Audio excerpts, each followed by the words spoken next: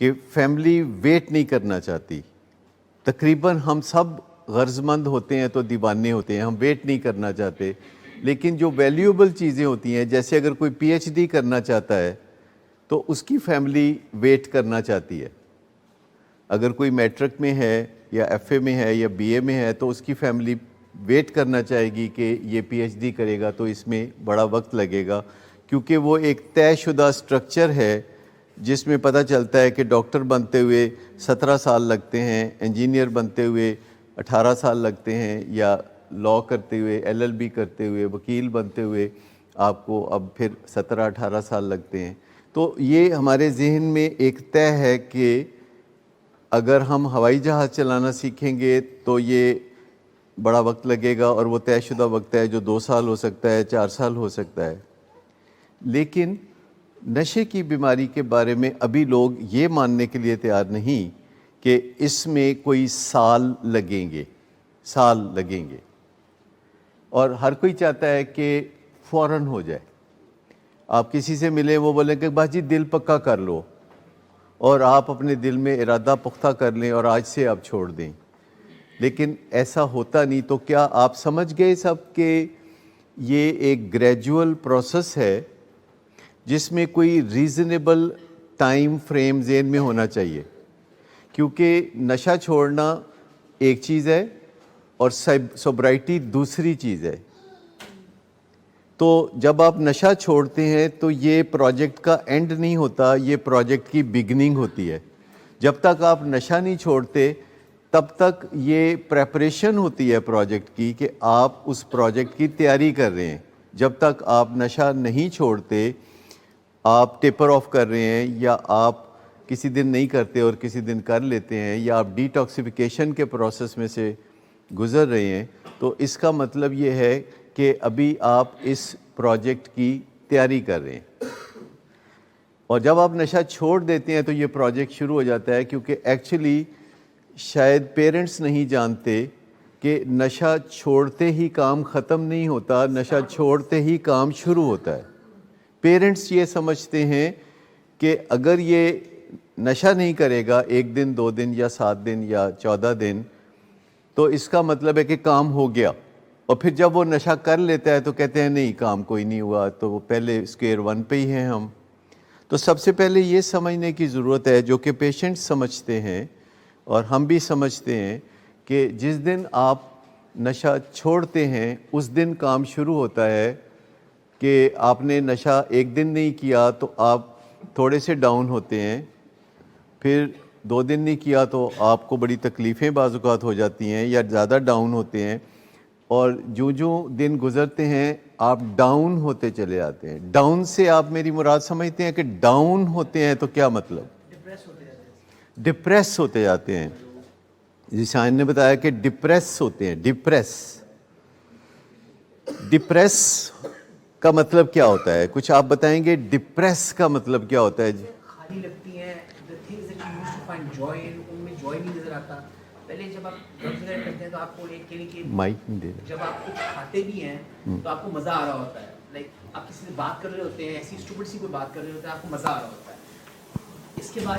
جب آپ کی ڈرگس آپ کی چھوٹتی ہیں تو آپ کو کسی چیز میں مزہ ہی نہیں آتا. Like you can't enjoy any thing and every thing seems empty. تو اس کے بعد وہ ڈپریشن ہوتا ہے. اٹ لیڈس ٹو یعنی کہ various thoughts, you feel like suicidal thoughts بھی آتی ہیں اس میں. یعنی کہ you feel like nothing is, it's meaningless. آپ کام پہ پہلے جاتے تو آپ اس کام کو اتنا انجوائے کر رہے ہوتے تھے کہ آپ کام پہ ہی ٹھیک ہو جاتے تھے, آپ مزہ لے کے آ جاتے تھے. گھر پہ آپ نے ایک چھوٹا سا ٹی وی سٹ کام لگایا, اس میں آپ نے ہنس لیا, بس انجوائمنٹ ہوگی, گھر جا کے سو گئے آپ. لیکن جب آپ نشہ چھوڑتے ہیں تو none of these things activities have any meaning anymore. اچھا, آپ میں سے پیرنٹس میں سے کسی کو پتہ ہے کہ جب کوئی نشہ چھوڑتا ہے تو وہ بدمزہ ہوتا ہے, وہ ڈپریس ہوتا ہے, وہ اداس ہوتا ہے, اس کو کسی چیز میں مزہ نہیں آتا, اس کو خالی پن لگتا ہے, اس کی جو ول ٹو لیو ہے وہ نیچے آ جاتی ہے, اور بعض اوقات ول ٹو ڈائی پیدا ہو جاتی ہے. ایک ہے ول ٹو لیو. جب ہم سارے اس دنیا میں آتے ہیں, اسکول جاتے ہیں, تو ہمارے اندر ایک ول ٹو لیو ہوتی ہے. جب ہم کالج جاتے ہیں, جب ہم یونیورسٹی جاتے ہیں, پھر ہم کام کاج پہ جاتے ہیں, تو ایک ول ٹو لیو ہوتی ہے. لیکن پھر ہم میں سے کچھ کو زندگی میں ایسے ناخوشگوار تجربات ہو جاتے ہیں یا ایسی بیماریاں بیچ میں آ جاتی ہیں، جیسے 40 سال کی عمر میں جب کوئی بندہ زبردست زندگی گزار رہا تھا تو ایک دم اس کو ڈائبٹیز ہو گئی، اور ڈائبٹیز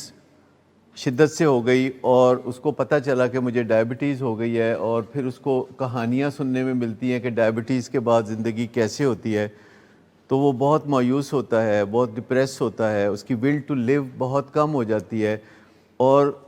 وہ بس زندگی گزار رہا ہوتا ہے، وہ جی نہیں رہا ہوتا، وہ زندگی کو گزار رہا ہوتا ہے، جی نہیں رہا ہوتا۔ اور ول ٹو لیو نہ ہونا بہت سارے لوگوں میں ہم نے ڈائبٹیز میں دیکھا، ہارٹ ڈیزیز میں دیکھا، جن کو پرائمری کرونک النیسز ہوتی ہیں یا جن کے کاروباری لاس ہو جاتے ہیں جو کہ ان کو لگتا ہے کہ وہ ریکور نہیں کر سکیں گے،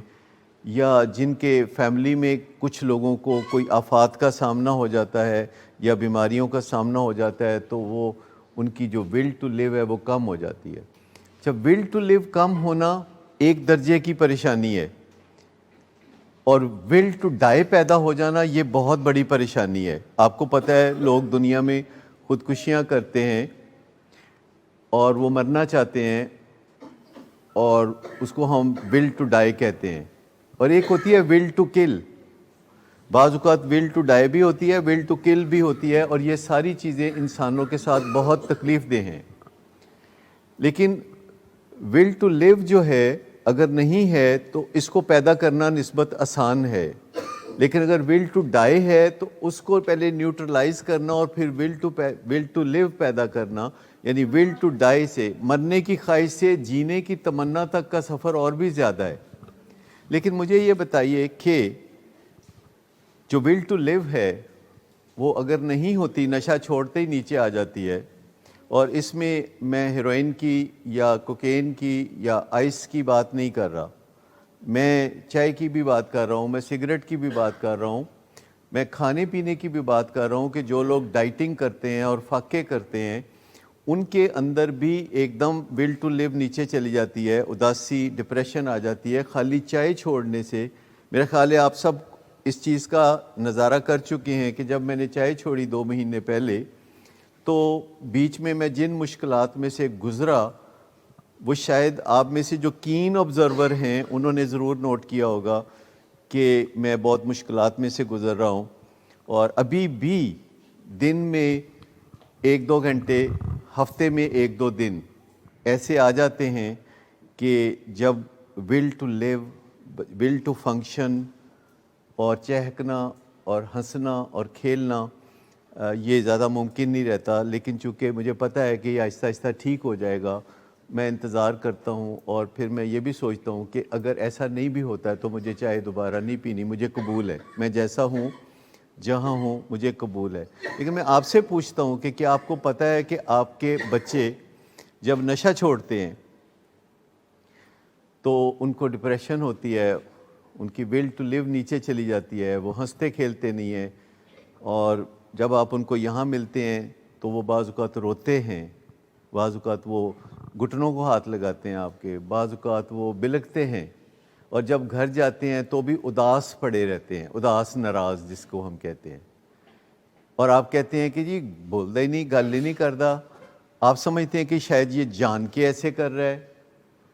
کیا آپ کو کسی کو اب پکا پتہ ہے کہ اس پہ کچھ بیتتی ہے جس میں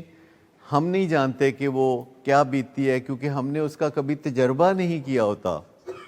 کہ جس تجربے سے ہمارا بچہ گزر رہا ہوتا ہے اس کا ہم نے کبھی تجربہ نہیں کیا ہوتا، کیونکہ ہمیں پتہ نہیں ہوتا کہ وہ کس کیفیت سے گزر رہا ہے۔ تو میں آپ سے جاننا چاہتا ہوں کہ آپ میں سے کسی کو پتہ ہے ایگزیکٹلی کہ اس کا بچہ کس تکلیف سے گزر رہا ہے، اور اس کو دیکھ کے، آنکھوں میں آنکھیں ڈال کے، اس تکلیف کو دیکھ کے پھر جد و جہد اور انتظار اور صبر، یہ سارا کچھ رستے بننے شروع ہو جاتے ہیں۔